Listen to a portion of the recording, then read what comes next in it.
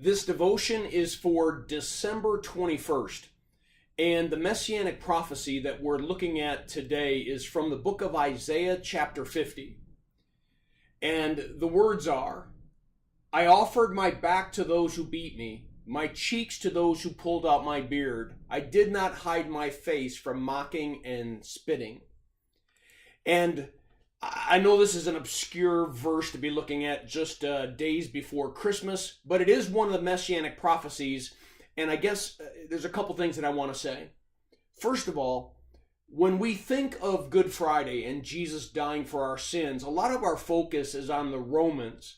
The Romans scourged Jesus, they put a crown of thorns on his head, they crucified him, but we must remember that behind the scenes is a Pilate, a Roman official, who doesn't want anything to do with this because he thinks Jesus is innocent, but he's getting pressured by the religious leaders. And then if you think about it, the religious leaders had their own little Supreme Court ruling with Jesus, and they're the ones being described here. I titled today's message, Jesus was mocked by the religious. And I guess it's just a warning to all of us. No matter what religion, even Christianity. As soon as we begin to make it all about us, and as soon as we create, let's say, a Christianity in our own image, then pretty soon we would be willing to persecute even the prophets that God would send if they're not going to tell us the message we want to hear. And that's exactly what Jesus receives. He received most of his abuse and most of the trouble that he received throughout his ministry was from religious leaders, not sinners and not Romans.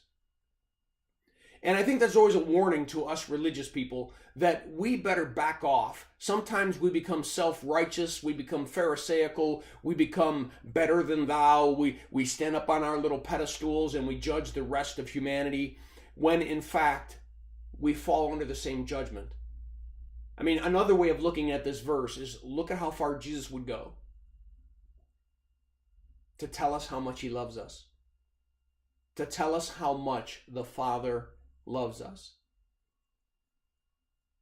What an amazing God we have, who would love a broken, sinful world, a broken, sinful Tom Donnelly, and even bear abuse from me in order to save me and to redeem me and to love me.